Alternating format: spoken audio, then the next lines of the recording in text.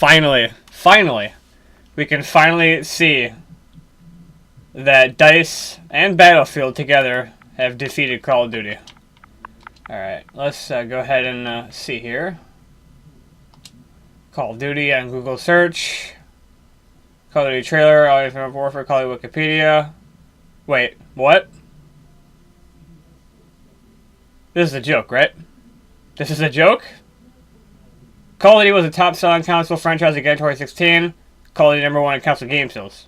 Let's see what GameSpot has to say about this. This is photo. Some people like to Photoshop. They post shit on Google. It's a joke. This is a joke.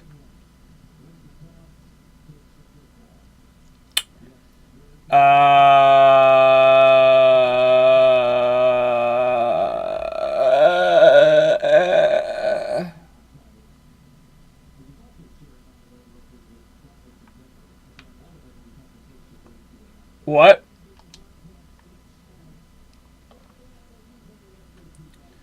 What?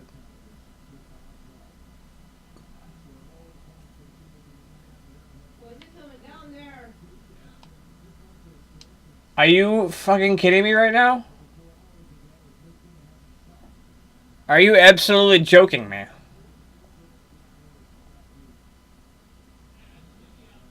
Bruh.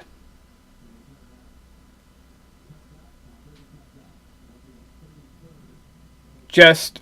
what? Alright, well, if you excuse me, guys, I have to got another video because I have to go hang myself. I'll be right back.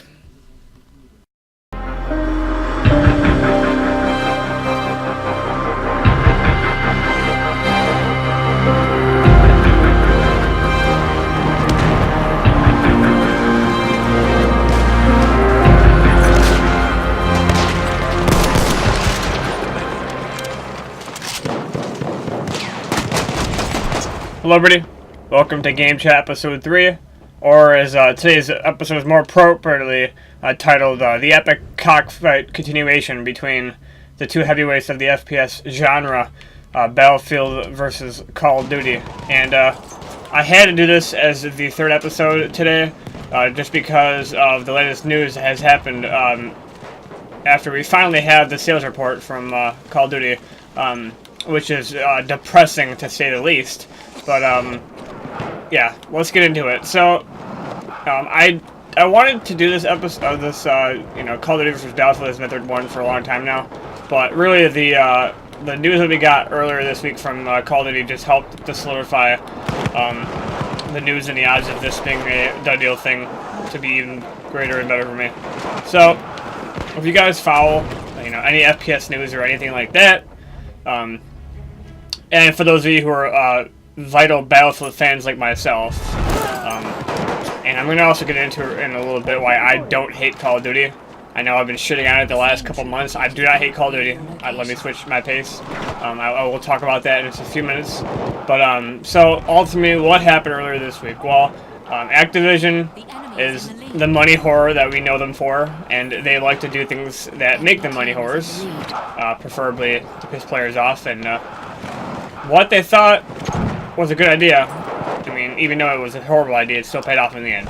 So, Activision has released a statement on their sales for 2016, and unfortunately, again, somehow, I don't know how it happened, really. I really don't understand. I don't understand the mathematics, I don't understand how it's possible, but once again, Call of Duty is the king of the FPS genre for 2016, and actually across all platforms it is. I think there was only like one platform where like one game beat it out, and it was like Final Fantasy, something like that. I think Final Fantasy, it was like the best seller on PlayStation 4, but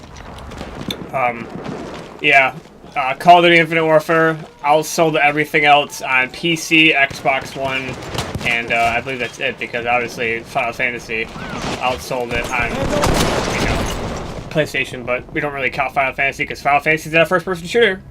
I've never played that game, so I really don't care about it. But Battlefield 1 came in at second place on every single one except for the PlayStation 4 one, where it came in third because Final Fantasy the #1 spot. So Battlefield 1 sold second place on Xbox One, PC, and came in 3rd place on PS4. So you're gonna say, oh, you know, why are you complaining about Call of Duty taking the reins when Battlefield finished in nice 2nd place? Well, it's not about Battlefield's fitting 2nd place. It's the factor that this is the 4th game. Wait, 4th game is it? Let's see. We have Black Ops 2 that was futuristic. We have Advanced Warfare was futuristic. That's 2.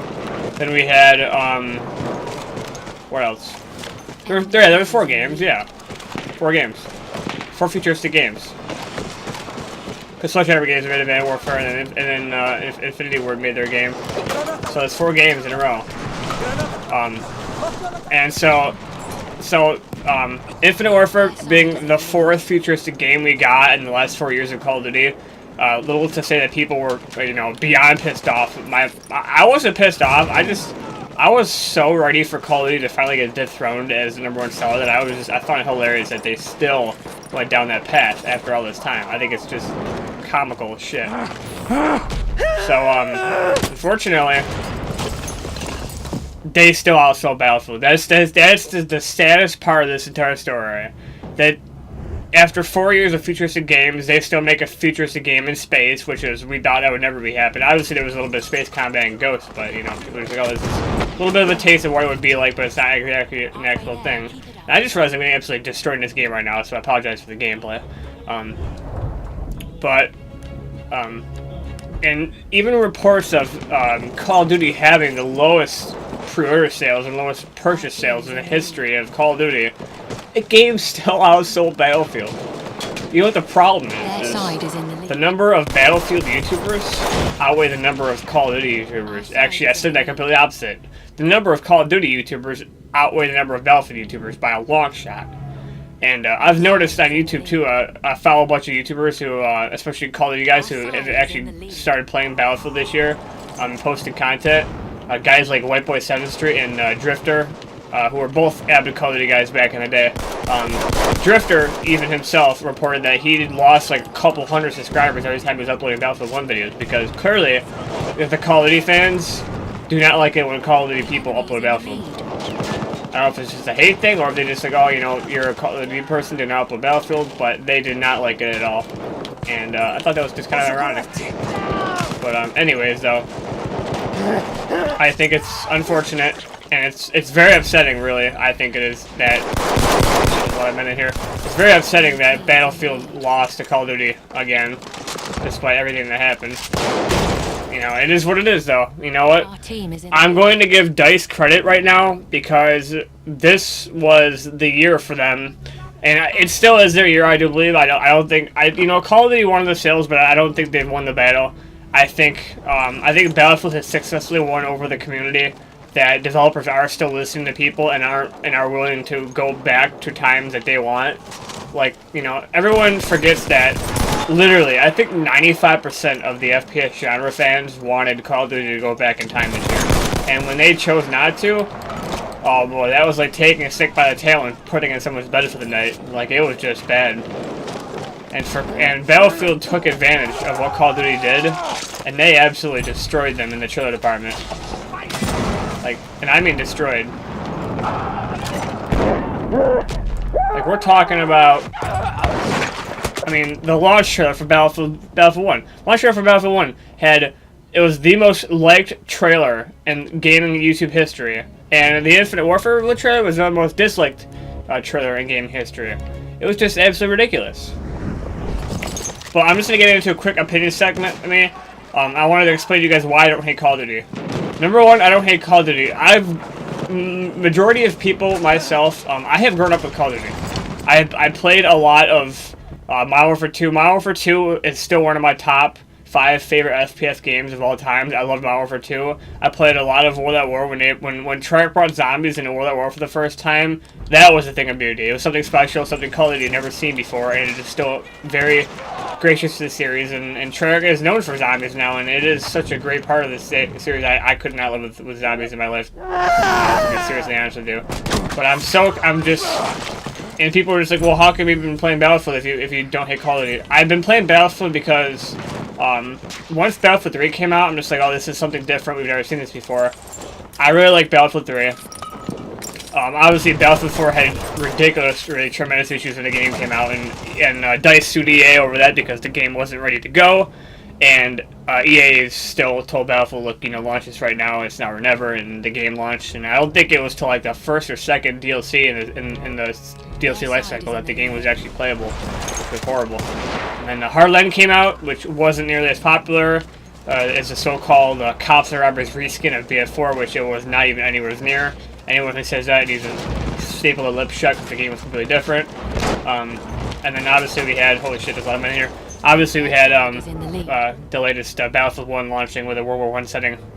And needless to say, this game, I'm not a Battlefield fanboy, I'm not a COD fanboy. They're both very good games when they want to be. And I'm saying that because obviously Battlefield 4, I loved Battlefield 4, but the game was unplayable for many months and it was frustrating. Call of Duty, I enjoyed the game when it's not bullshit. And when I'm talking about bullshit, I mean, I don't like futuristic games. I don't. I like past games. I've always been a fan of this era of stuff. I don't like futuristic games. So, Black Ops 2 was the last game that I played. I did buy Black Ops 3 because I wanted to play zombies, and I don't thoroughly regret that, but I don't hate Call of Duty. I hate that Call of Duty ignored what the fans wanted and went with another feature setting. I just want them to go back in time, and I'll buy the game. I will. I'll play Call of Duty again if they go back in old times.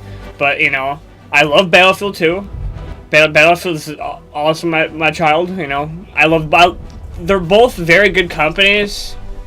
It's just this is the first year in a while where Call of Duty could pretty much just said fuck you to the fans and let's go somewhere else, and then Battlefield said, oh, let's do exactly what they want. And it was nice to see DICE actually get rewarded.